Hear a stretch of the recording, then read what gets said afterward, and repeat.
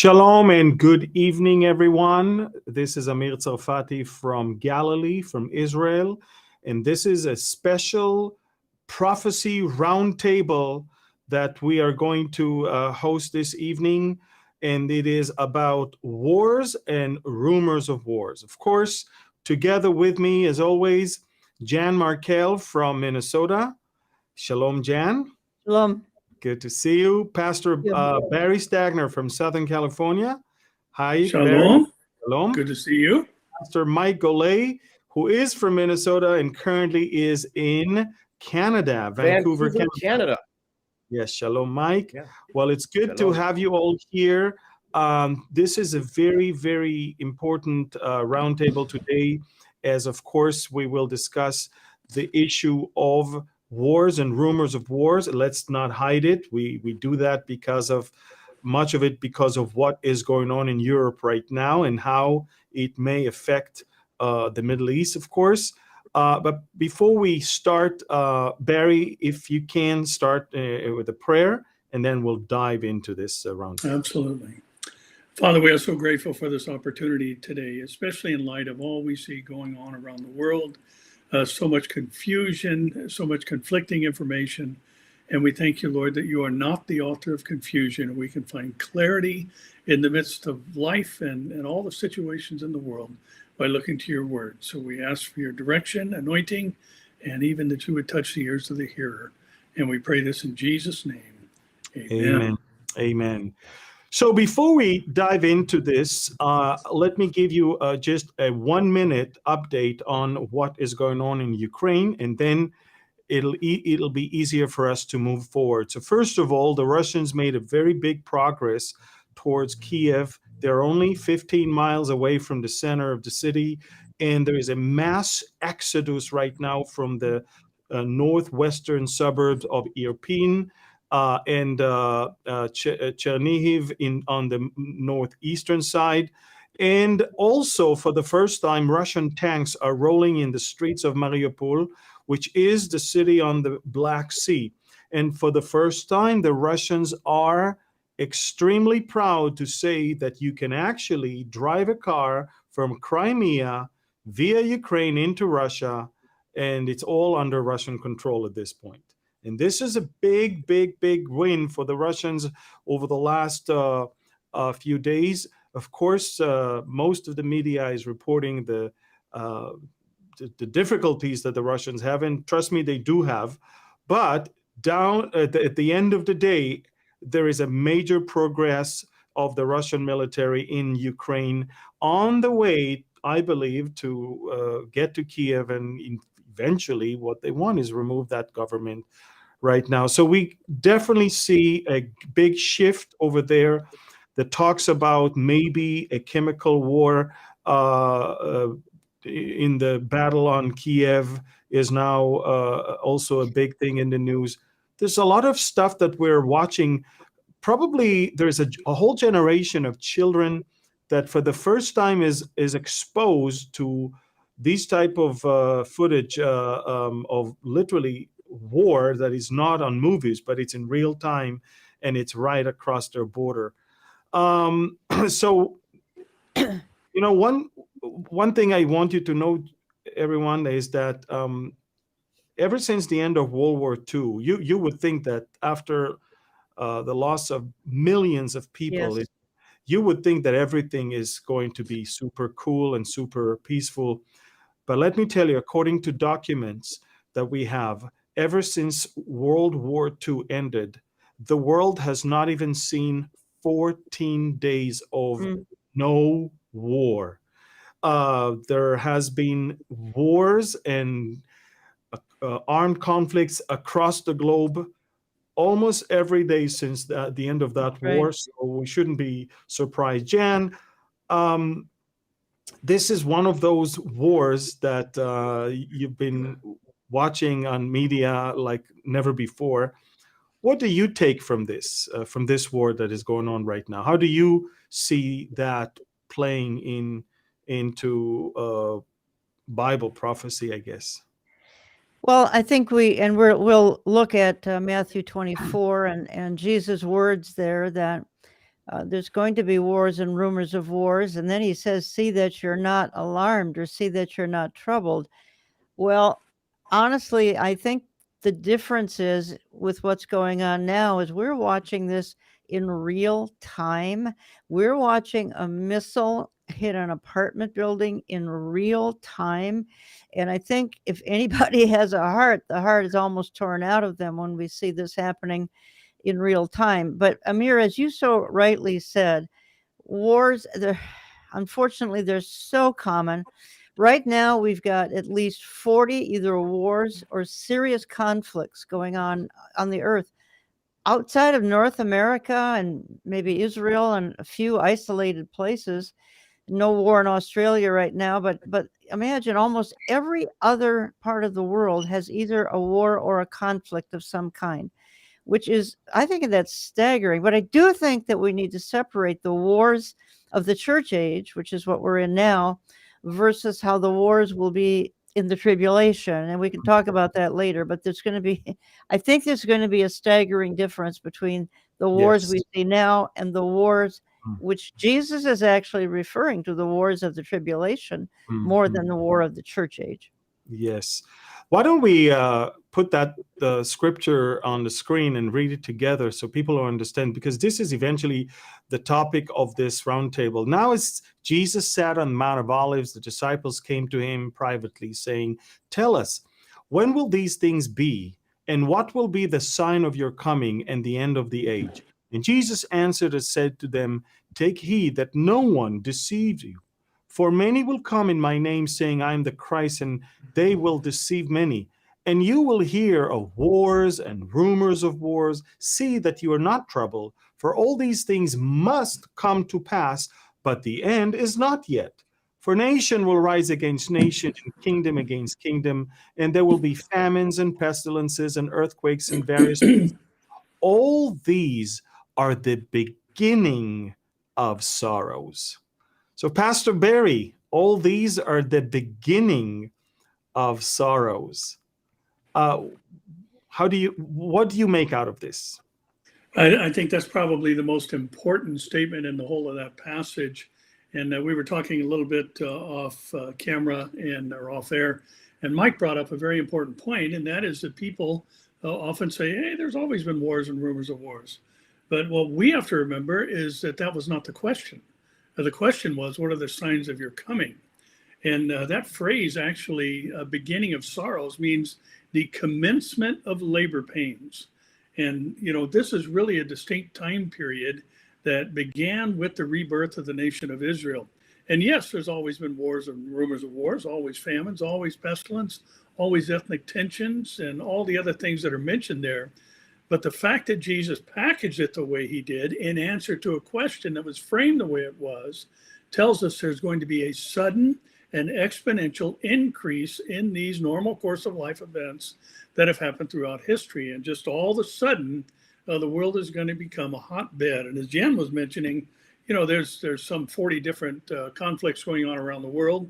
There's a website called World Review that says that 21 of those 40 conflicts have over 1,000 casualties, and many of them have over 10,000 casualties. And, Amir, as you mentioned earlier, the 14 days of peace since World War II, some historians have recorded that in the whole of human history, there's only been 200 years of world peace. Wow. And so now here we are with this exponential and sudden increase in a birth pang-like progression of wars, rumors of wars, famines, and all these other things taking place. And the distinction about this is that there's Jews in Jerusalem, and Israel is in control of their own homeland. Right. Amazing. Pastor Mike, so when you look at all of this, what do you take? What do you take from it? Ukraine is not mentioned in the Bible. Let's make it very clear. But World War I was not mentioned in the Bible, and World War II were not mentioned in the Bible, and yet these were massive wars with millions of casualties. It was unprecedented cruelty, Yes. And yet we're still here, and the world is still going on. And so, how can you explain this war to a person who sits in his home in Texas or in Canada or wherever, and he's asking himself, should I buckle up? Is the rapture now going to happen? Is that related to it? What would you say? Yeah, I would say that nationalism, whatever's left of nationalism, which would make sense because the Bible's prediction that globalism will become the new world culture, that really singles out nationalists that don't want to fit in. And Putin certainly is that man. Iran certainly is another place, for example. Turkey's another place. These are very religious or nationalistic or both kinds of places. And so we're seeing this kind of exertion of a nationalistic expansion. And to secondary answer to your question, I just want to expand what Jan and Barry were saying earlier. If you take a snapshot of history from, let's say, the 1st century till now, there's undoubtedly many different kinds of wars. However, within the last 100 years, even to the Industrial Revolution, look at the sheer amount of people that have died in international conflicts and exertion of dictators. Stalin, Pol Pot of Southeast Asia, Hitler, even right now, Putin, what he did with Crimea and other regions. We're starting to see the desperation, Amir, I believe, the desperation of nationalistic leaders that think they can get away with land grabs. And I think this will exasperate the world, and the world will look at nationalism as an evil and try to wipe it out, which will, of course, create the stage for the perfect one world without any resistance and a vacuum for leadership due to the chaos that it creates. Speaking of leadership, Jan, you mentioned a couple times the interesting character of Zelensky, how it comes across. Yeah. Tell us about it. What is it that you find odd about this? Well, the first observation is right now the world lacks a leader. We don't have a leader in our White House. We don't have a leader in Europe, really. And so I believe the world is longing for somebody that they can look to as, well, hero, Mr. Fix-It, whatever. And along comes a very obscure person. Actually, he was an actor at one time. And in the last 3 years, he became Ukraine's leader, Volodymyr Zelensky, just a very intriguing fellow. I'm very captivated by him, and I think the world is captivated by him as well. And I mean, there's talk. Oh, he's an Antichrist candidate. We don't know that. And look, people said Emmanuel Macron was an Antichrist candidate, and he's sinking in the sunset really fast. So I think we got to be careful of even saying things like that. But Zelensky, I think we should.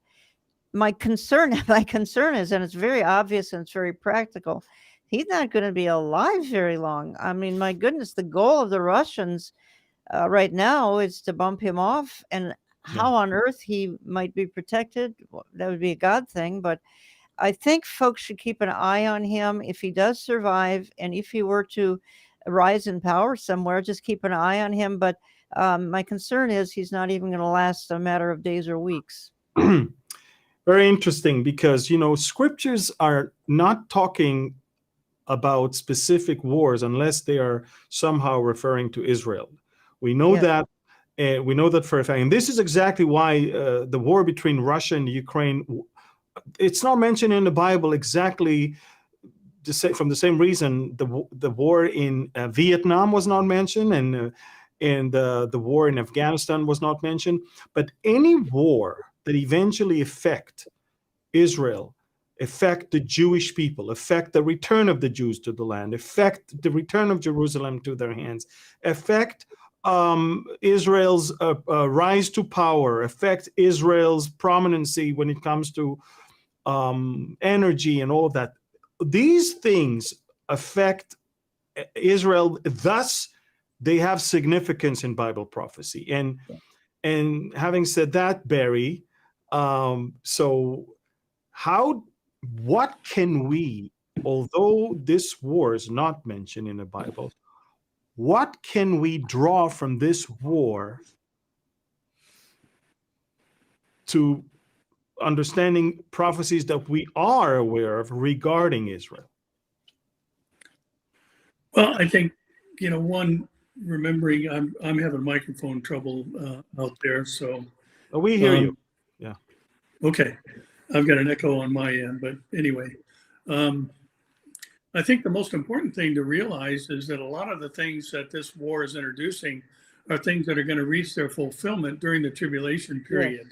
Yes. We're talking about the economic impact. We're talking about potential famines. We're talking about, the personal brutality. And I think all of us have seen, most of us have seen the footage of the Russian tank driver who went out of his way to run over a civilian in a personal vehicle. And thankfully, the man survived. But all of these things we're going to see unfold in their fulfillment, so to speak, in the four horsemen of the apocalypse. And, we're looking at the precursors to that right now, I believe. And, to say, nothing of what Mike mentioned a moment ago about the move towards globalism, and nationalism is all of a sudden something that is viewed as a negative instead of a positive. Having national pride is something you shouldn't have. You should have a greater concern and participation with all the peoples and people groups of the world. So, we're hearing a lot of talk about food shortages. Look at the rider on the second and third horse of the four of the apocalypse, and you'll see famine, you'll see personal brutality, the love of many having grown cold, the loss of respect for human life. All these things are being manifested on the world stage right now through this exchange. And that, I believe, is what makes them prophetic.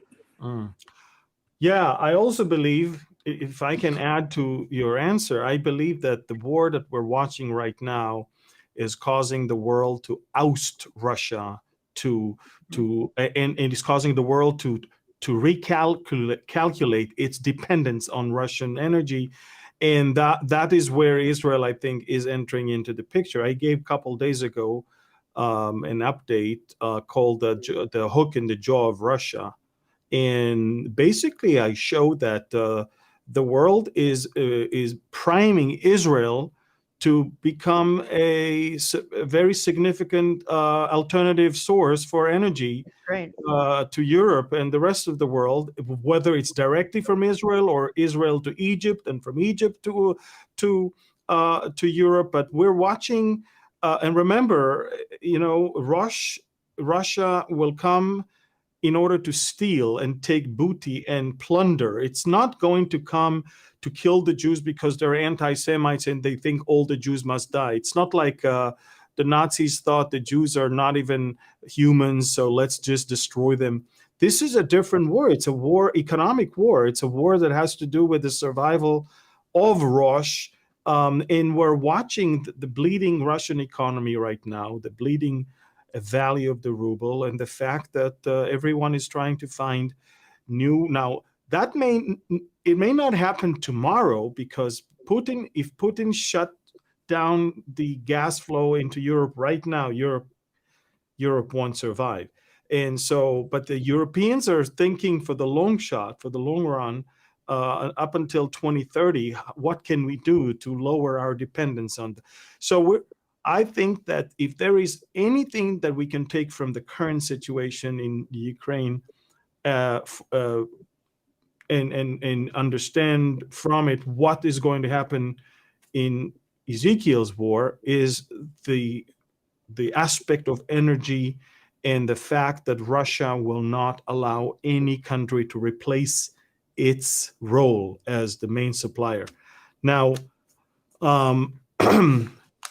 I have a question. So we read scriptures about wars and rumors of wars. Mike, can you help us frame this portion of Matthew 24?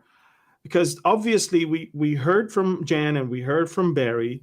So Jesus is not talking necessarily about today. He's preparing them for what is coming in the tribulation, of course.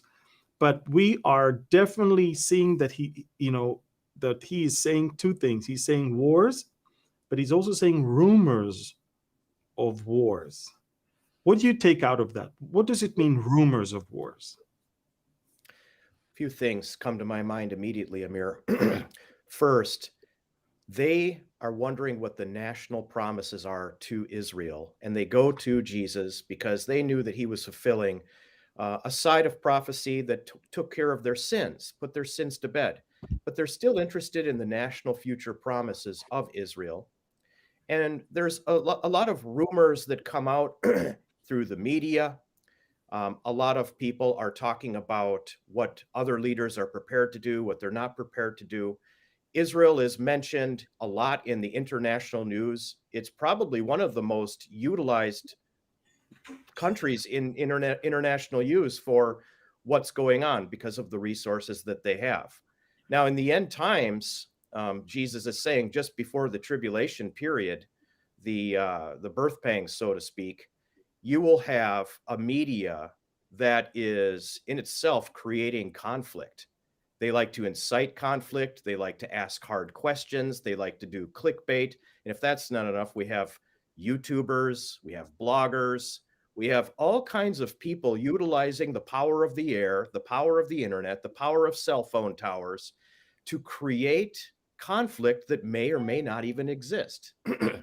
And then we have, if that's not enough, Amir, we have people doing it within the church. There's a form of gossip and social media. Our students are constantly looking at their social media, and a lot of bullying is taking place. And so actual wars are going to take place in a noticeable, accelerated manner in the end times before the tribulation. And people will have rumors circulating, creating inner conflict, and nation rising up against nation. It's ethnos versus ethnos, a lot of ethnic groups, a lot of tribal identity, families, and so on. And one last point before I turn it back to you is look at the nature of the tools that we have at our disposal for war. We have nuclear, biochemical, we have cyber warfare, and many other forms that never existed in human history before now. That's right. If that's not enough, on the rumors of war side, where people utilize social media, internet, cell phone towers, videos, you can cook anything you want, Amir, and sell it and gain a following. It's like the deception is at a whole nother level on both accounts of wars and rumors of wars. Yeah, I agree with you. I have never seen a war with so much fake news as this one, and so much disinformation like this one. I want to warn people before you share something, check your sources 1,500 times, because you might find out that the video you're sharing is not even from this war. There was a video of a young blonde girl that is literally shouting and screaming and hitting a soldier, and they're saying this is a Ukrainian girl that is standing up for a Russian soldier. Well, come to find out, this is a Palestinian girl that is angry with an Israeli soldier from 5 years ago, it's not even from that war. And there's another reporter that is standing, reporting on casualties, and behind him body bags, and out of the body bags, one person is still alive, and he's like moving, and everybody starts spreading the rumor that the Ukrainians are faking the bodies and they're not really dead. Well, come to find out, this whole TV report is not even from the Ukraine. It's from a climate change protest in Vienna. And because the reporter had a mask on his face, you couldn't tell he's not speaking English, but he spoke German actually in the real video. So there's so much fake news that is going on right now. But as Jan said, there's enough real news with real footage at real time, and that is enough to cause us to be alarmed. Can I just add something? I think keeping things in context here with the Matthew 24, let's keep in mind that in that same Matthew 24 passage, Jesus has to return or no flesh would be saved. Now, what we're looking at presently, granted, it's traumatic, it's terrible, it's ugly, it's civilians being targeted, and it's just, horrific. So far as we speak, no chemical or no nuclear. That doesn't mean that tomorrow there couldn't be chemical and nuclear inserted in all this. Chemical weapons banned in World War I, nuclear weapons banned in World War II. But look how we morph. Now we get into the 20th and the 21st century. Let's just say 20. Now we have a new term, cyber warfare. Now, what does that mean? And is that as dangerous and as lethal as nuclear? Quite frankly, it can be as bad, because if by way of a cyber attack, grids are struck, life as we know it ends. So we go back to 1800. If in fact we morph into cyber war. But again, I'm going back to Matthew 24. Jesus has to come back, or no flesh would be saved. That's a strong, strong statement. We should all ponder. Now, that's during the tribulation. If you're missing the tribulation because you are a believer, praise the Lord for that. But you've got loved ones you may be leaving behind. And again, the context says that no flesh would be saved if Jesus didn't come back. That's a terribly strong statement. Which basically, bottom line, what you said is, as bad as it is today, it's nothing. Compares to what the world is going to go through in the tribulation. If we're losing thousands now, it's going to be millions then. Billions even. Billions also. Hundreds of millions and billions. So, this is exactly, and I know I sound like a broken record, but this is exactly why I felt compelled to write Revealing Revelation, because one of the most misunderstood books in the entire Bible is the book of Revelation. And because people don't read the content of the judgments, the seals and the trumpets and the bowls, because they don't know the magnitude of the judgment, they look at every other thing that is happening today as if this is it, the tribulation has begun. And, when you point at these things today as if they are the tribulation judgment, you cheapen. That's right. The book. You actually, you make it look like, okay, it's not that bad. I mean, look, if we talked a year and a half ago, everybody talked COVID. Nobody talks about COVID anymore. It's gone. It's not even in our language. We don't even mention it. If we used to mention it 1,500 times a week, we may mention it 5 times a week right now. This is it. So we move on. There's a lot of crises. There's a lot of issues and a lot of bumps, but we move on. The world is not coming to an end for the church, because the church has to be out of here before all things go really bad. And Pastor Barry, how bad will it be? During the church age? During the tribulation age. Well, during the tribulation age, I think Jan summed it up best, that Jesus said, he has to come back, or basically every human on the earth would die from the activities that are taking place on the earth. We have multiple events that are described in the book of Revelation, beginning with, and I think it's important to remember that God's wrath doesn't take on strictly the cataclysmic form. Sometimes it's the consequential form, like the world being hungry for a world leader. And that's the first thing that happens as a part of God's wrath in the tribulation, that the Antichrist rides onto the world scene with covenant in hand, as we see in Revelation 6:2, and then things immediately begin to digress and become cataclysmic in nature, to the degree that a quarter of the Earth's population is killed during the ride of the second horse by the horse, or third horse rather, by the beasts of the earth, and murder and all the other things that are taking place. You've got just horrific things happening during the tribulation. An asteroid strike, a comet strike that poisons a third of the world's fresh water supply.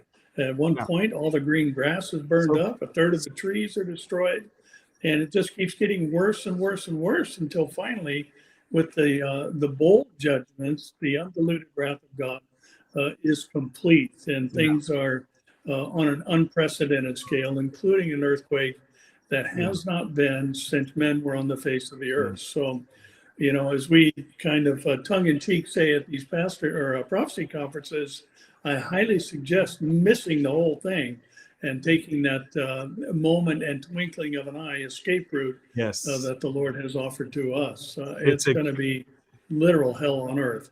It's a good thing to escape those things. And, Fauci and Putin are a joke compared to these events of the tribulation. Good. I think, Mike, it's time for us to take some questions. So go ahead and take it from here. Well, there's no shortage of questions today, I can assure you. But if you're just coming in right now or you're watching this, the chat rooms on Facebook and YouTube are open. There's no way we'll be able to answer all the questions. I'm going to be selecting some of the most common threaded questions that we find going through a lot of people's minds. And the first question I have is for you, Jan.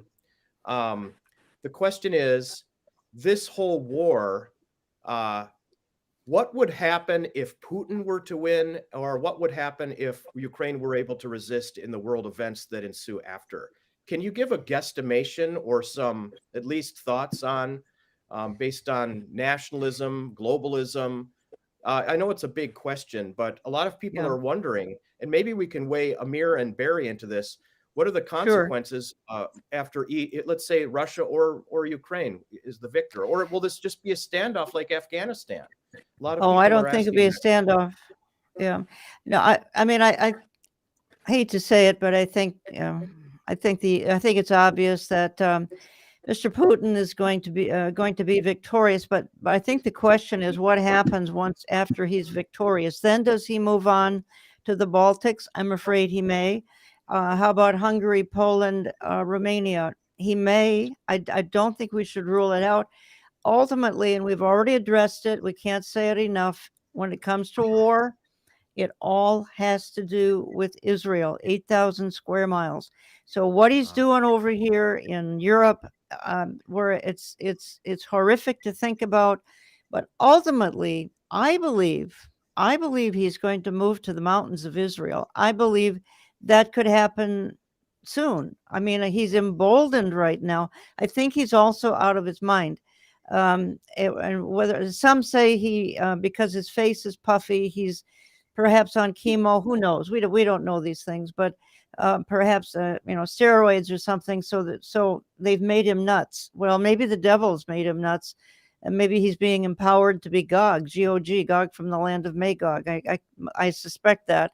As far as Zelensky goes, I don't think we can rule out here what the globalists are doing and how they may be involved. Zelensky has been a part of the World Economic Forum. What that means going forth, I have no idea, because I don't think we know how much the globalists are involved in this. I will say one thing about the globalists. Mr. Schwab has said we need a war. By that, he means World Economic Forum would be hoping for a war, and that's just to destabilize the earth. Any war will destabilize, and as Barry has said so well, when you look at the ripple effect of a war, particularly today, then that produces famine, that produces shortage of goods, that produces empty shelves in grocery stores. So the ripple effect is staggering. But that is why the globalists want a war. Not saying this is it, we don't know, but they want a war to destabilize everything. And I think it's quite obvious Ukraine won't come out victorious. And the Russian bear is on the prowl. Okay. Amir, what scenario do you see if Putin wins? What scenario to see if Ukraine is able to withstand Russia? Yeah. What are some possible scenarios that are realistic, and what we could expect to happen in the next year, perhaps? Well, Putin has been repeating his demands for the longest time. He's repeating three things. He wants to disarm and neutralize Ukraine, so Ukraine will not be a member of any alliance such as NATO. He wants Donbass and Crimea to be recognized by Ukraine as non-Ukrainian territories. And he also wants all the new members of NATO since 1997 not to host American, Canadian soldiers, not to host any foreign soldier that is not from their own nationality on their soil. basically he wants America out of that part of the world. And let's make it very clear. It's not going to happen by invading into Ukraine. So Ukraine is being the sacrificial goat here, in a way. And make sure you see, Mike, that sanctions are being proclaimed, that some ammunition is being provided, but there is no military assistance to Ukraine. There is no aircrafts flying and bombing for Ukraine. There's no soldiers sent by NATO or America to help Ukraine. And this is exactly why Putin chose this particular timing. He knew exactly that the moment Ukraine will join NATO, it's a different ballgame. Mm-hmm. And NATO will be able to use its force and activate its fifth chapter of helping a member in trouble. So let's make it very, very clear. The conditions right now are not allowing Ukraine to even remotely win this thing, because Ukrainians will never say that Donbass is not Ukraine. Mm-hmm. They will never say that Crimea is not Ukraine. And as far as NATO and America, do you see America leaving Europe just because Putin is angry? Of course not. Do you see Americans leaving Poland, leaving Romania, leaving Hungary? Of course not. Those countries demand that the Americans will stay. More than ever before, they want the Americans to stay right now there. So in a way, all the demands of Putin are being immediately rejected, either by Ukraine or by America or by NATO. And that is why he is not going to stop. No. He's not going to stop. And unfortunately, it serves the interest, as Jan and Barry said so eloquently, it serves the interests of so many elements in the world at this point. I will remind you, though, that eventually it will also serve as a catalyst to finding Israel as an alternative energy source, and as a catalyst for Russia to want to not allow that by ways of a war. So I don't have a great set of good news to the Ukrainians, unfortunately. And we pray for them, we help them, we need to remember them in prayer. I just posted on Telegram, and I hope everyone is getting Telegram, because this is where you really see on news. I mean, I posted a report from a Christian in Mariupol, and where he describes what's going on there. Mariupol is now invaded by Russia as we speak, right now, in the last few hours. Mariupol was besieged for the last 2 weeks. Yeah. They have almost no way to get food or anything. And so what I want you to say, Mike, it's a real conflict with real victims. Christians are getting caught in this whole thing, and it's a terrible thing. We need to help them. We need to pray for them. We need to do whatever we can. But I don't think we're going to stop Putin. Now, if he's going to be assassinated, and you know what? I don't know if you know that, but Facebook decided that they will allow posts that are calling for attacking Russia and Putin, and they will not allow any other posts. In other words, Facebook is now determining which violence it's okay to promote. And literally, I'm not joking. This is it is an official stand of Facebook right now. So there's a lot of rumors that 8 generals were fired last night, that some of the Central Intelligence officers of Putin were put on house arrest because they gave him wrong information from the battlefield. So there's a lot of stuff also in his own inner courtyard that is going on right now. But the only reason why I feel that he's eventually going to continue to make moves is Ezekiel prophecy. Yeah. So Ezekiel prophecy is like my anchor to Yes. know that he will not stop. That's exactly right. Yeah. Exactly right. I have quite a big question for you, Pastor Barry. So I apologize. This is a question that a lot of people have asked in the chat room, and that is this. It's two sides to the coin here, Pastor Barry. The first side is this war in Bible prophecy in any shape or form? Amir answered that earlier, but I want to hear what your opinion is too. Secondly, is this the precursor to the Gog Magog, and will it happen before, during the tribulation? Okay, so are we seeing prophecy being fulfilled right now with this war? And does it have anything to do with the Gog Magog war? And when will the Gog and Magog war happen? So it's actually three sides to the coin. It's a three-sided coin, even though that's impossible. That it? Yeah, that's a great question. And, as we've been talking about, everything changed when Israel was born as a nation on May 14th, 1948. And the prophetic clock began to move forward. And now we're kind of at the late stages of that generation that will not pass away. And yeah, I believe we are seeing precursors to the Ezekiel war scenario. I mean, Mike, you've got all the players that are participating together.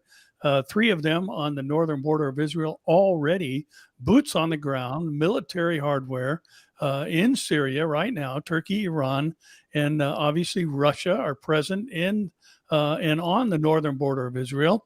There's been a lot of difficulties in Libya, a civil war that's killed over 10,000 people, and Sudan has had all of its own unrest, and they've been looking for outside help. Turkey has been offering such help, drawing them into that finalized group that is going to invade Israel from the north. And, you can't look at these things with, as I said earlier, Jews in Jerusalem and say, well, they're just normal course of life events. They are completely different. We are in an age where we should be expecting to see, prophecies being fulfilled, and even the things that lead up to their ultimate fulfillment. And that's why it's important to understand that Jesus used the phrase, the commencement of labor pains, because that tells us there is a progression that is in order. They start small and well-spaced, and they become more intense and frequent as labor progresses. And then the tribulation is finally heavy labor that gives birth to the tribulation, or the millennial reign of Christ on earth. So, we are headed in a direction that has been foreseen and therefore pre-recorded by God in Scripture. And it's going to happen exactly as the Bible said that it would happen. Now, as far as the timing of the Ezekiel war scenario, there's lots of people who have their particular opinion on this. Mine is, I believe that it ends during the tribulation, but I don't believe that it begins during the tribulation. I think we're on the cusp of it already, and maybe between the beginning and the end of the Ezekiel war lands the rapture of the church, because these things cannot take place in their fullness until the church is taken out of the way. So we may, I think, just in a chronology of last days events, we may see the destruction of Damascus, which lights the fuse of the Middle East, which leads to the Ezekiel war scenario. Somewhere in there, we have the rapture of the church, and then we see God's strong hand moving on behalf of Israel, which is something that is more indicative of his actions during the tribulation period, where he causes a great earthquake and hailstones and fiery rain to come down from heaven and destroys 5/6 of the invading armies. So, could happen before the tribulation begins, could happen after the tribulation begins. But for me, I think because of God's very definite and clear reaction in a way that is distinct from how he has acted during the church age, that it puts at least the finish of the battle early inside the tribulation, or at least after the rapture. Maybe the tribulation begins after the Ezekiel war, when because of the Ezekiel war, the Antichrist rides into the world scene with that covenant in hand. And that's, I think, something that's important to remember. That's what begins the tribulation. The rapture doesn't begin the tribulation. The 7-year covenant with Israel begins the tribulation of the 70th week of Daniel. And let me just throw something else out there, Mike, since you threw me a big question. A lot of people like to argue. I've seen in the comment thread, the Olivet Discourse has nothing to do with the church age. There's nothing in it that has to do with the church age. And I would disagree with that for one reason right off the bat. Jesus said, see that you're not troubled. And yet the tribulation is called the time of Jacob's trouble. Now, why would he say, don't be troubled about a time of trouble? That doesn't make sense. And not to force anything into the text, but I think it's, if anything, it's a hint. And we're also told that, things being like the days of Noah, and the days of Noah were days prior to the global wrath of God on the earth. And so we are given hints about what things are going to be like before the tribulation. And I think there is elements that lead to indications as what's going to be happening now before the rapture of the church. And this is followed by whenever the tribulation actually begins, or the 70th week of Daniel actually begins. So that's kind of how I see it. And what I do know is that I'm going to miss it, because Jesus died for my sins, and I'm going to be taken in the great escape. And so is everybody else who believes, at least the wrath of God portion. Jan, I see. Can I add something? So I want to hear from you. Sorry, can I say something? Yeah, I was just saying that it looks like you're about to say something, so we want to hear what you have to say. Go ahead. Oh, thank you. I think the reason there is some confusion among viewers, listeners, even some of my radio listeners, are the churches today, let's say tomorrow, Sunday, are they going to say a word about any of the things we're talking about? My hunch is, sadly, no.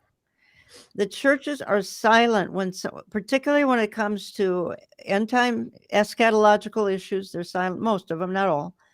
Most are silent, most are confused, too many have the church as Israel. Well, why do you care about Putin coming down on the mountains of Israel?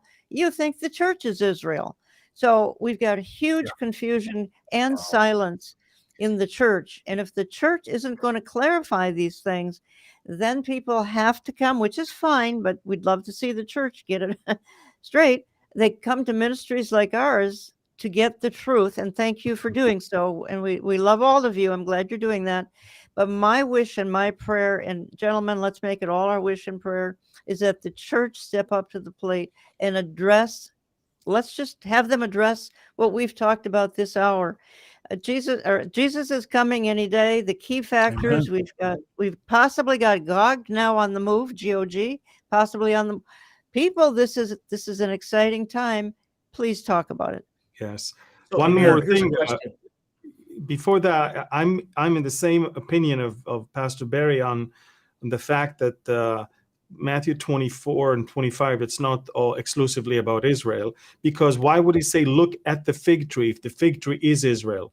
If he's talking about Israel looking at Israel, or so who is looking at Israel if Israel is the fig tree? So, I mean, it's important that we understand, just as the book of Revelation is not in a chronological order, even Matthew 24 and 25 is not necessarily in a chronological order. Right. And when you decide that it has to be in chronological order, that's when you start forcing things on it, such as, and in my opinion, the 10 virgins. I don't believe this is Israel, because why would Israel say, Lord, Lord, we did this in your name, we did that? Israel didn't do anything in the name of Jesus. Are you kidding me? They don't acknowledge him as Messiah to begin with. Why would they? Half of them will not make it. So, but again, when you decide, if it has to be a chronological order, therefore it has to be about Israel, that's when you're missing the whole thing. So go ahead, Mike. You wanted to ask me a question. Okay, so this is a big question. I'm basically summarizing a lot of what I'm seeing here in the forum to help people capture the reality of where we're living. Russia invades Israel, okay? Or Russia invades Ukraine. They thought it would be an easier process. Sanctions get released. Russia is really feeling the heavy load, and it's all about the resources, the name they want to create for themselves, return to the pre-USSR borders.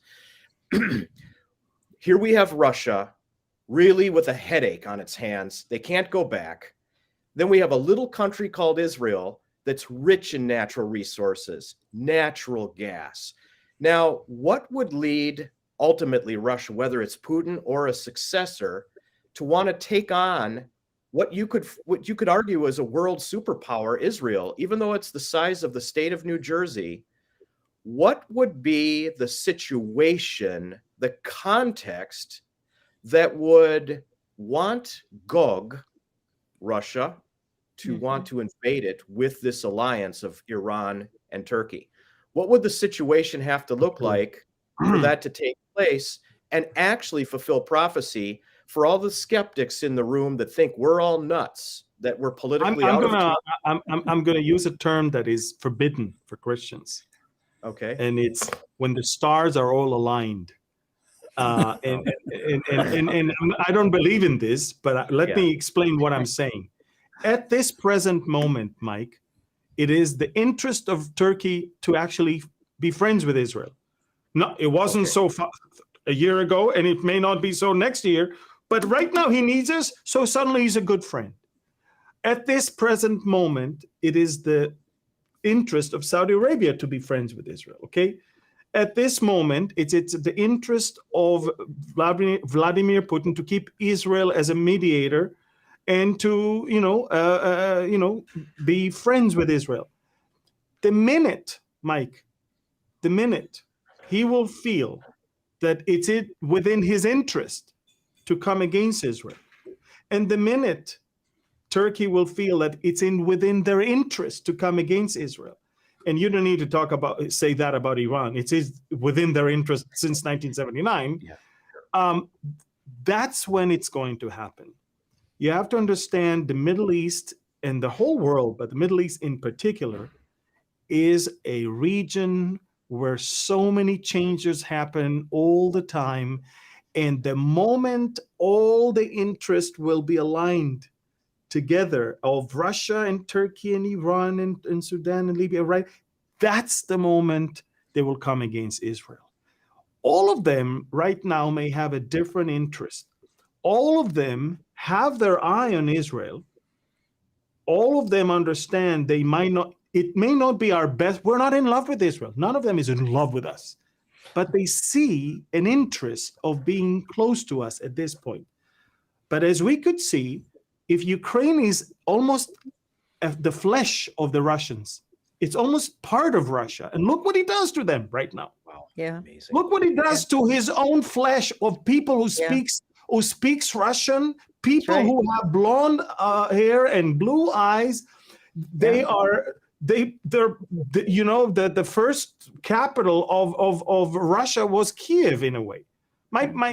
Mike, if he does that to them because it's within his interest right now, how much more he will do that to us when it will be within his interest at that specific point. And right now, it's within the interest of Turkey to not take the side of Russia and to befriend Israel. See, look, everyone is doing what they think is serving their interest best at this present moment. Selfish nature. But that's how it is throughout history. Yeah. Throughout history, Israel was surrounded by nations that used to be either their friends or, boom, their enemy. And you see that now as well. So when I mentioned this phrase, when all the stars align, that's not what I meant. What I meant is when all the interest of the respective countries at a certain given moment will be to attack Israel, boom, they will do that. Like the tumblers in a lock, when you insert the key, they all make a nice, smooth, round cylinder that you can open up the... Jan, go ahead. Well, building on what Amir just said, which is so appropriate, and that is the brutality that's going on, and the brutality that they would like to bring down on Israel and may even try in the mountains of Israel. This is why only God defeats the enemy. Israel doesn't defeat her. America doesn't defeat her in this Gog-Magog invasion. God steps in and does a miracle. And only because the forces are going to be so overwhelming and because the brutality, at least in mind, will be so severe, God will step in and he will perform a miracle Yes. on the mountains of Israel. And that could happen any day. And that's, Mike, that's why it's important for us to know the scriptures.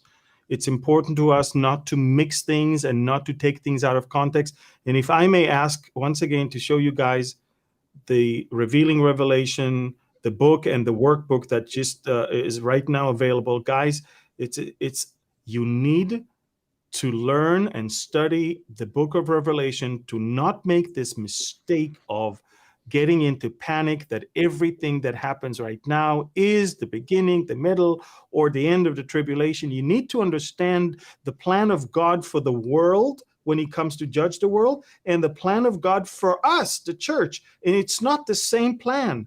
And if we start mixing the two, we get panicky, we get angry, we get anxious.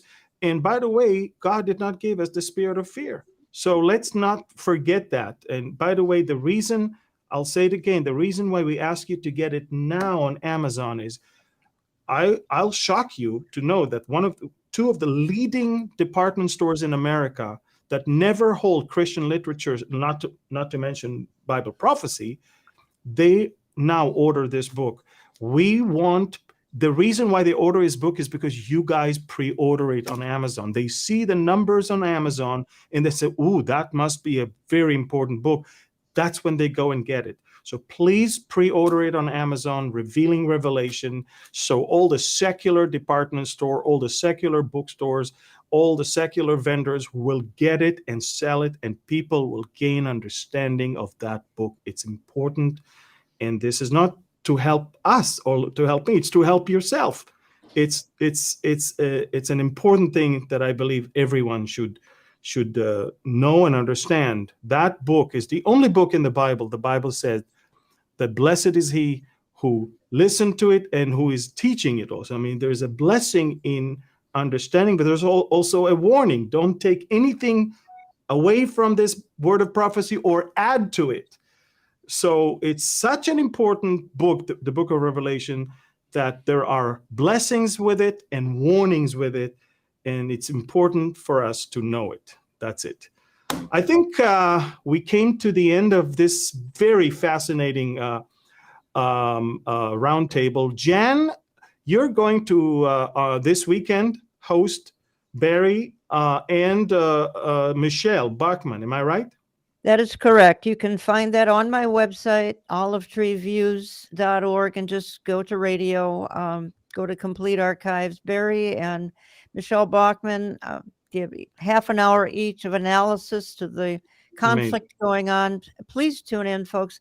They both did such a great job. Wonderful. And you can find Jan Markell on social media.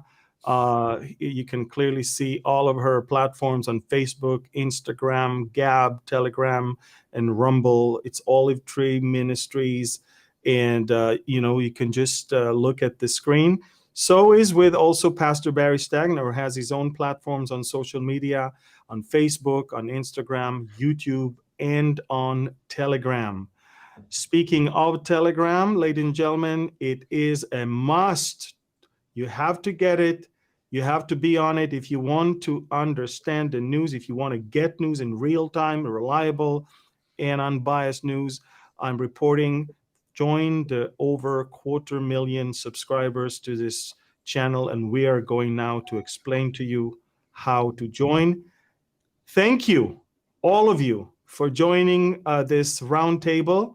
It's important that we continue to pray for the Ukrainians and for what is going on there. We want to lift them up in prayer. We want to support as much as we can in whatever we can. And I want to encourage everyone to stay, not only that you shouldn't be afraid, but also keep the power, love, and sound mind, which is that spirit that God gave all of us. Thank you all. God bless you, and shalom from Galilee, from Canada, and from the two sides of America, from the cold east and the warm west of America. Thank you again. God bless you, and shalom. Shalom. Join the Amir Tsarfati and Behold Israel channel on Telegram. Here you will receive daily updates and audio messages from Amir. You can also join the Amir Tsarfati and Behold Israel channel on Telegram. Here you will join the Amir Tsarfati and Behold Israel channel on Telegram. Here you will receive daily updates and audio messages from Amir. You can also take part in our community and reply with comments. Getting started is easy. Simply download Telegram from the App Store, then visit the Behold Israel Telegram channel in your browser. From there, click Preview Channel, then click Join. That's it. See you on Telegram.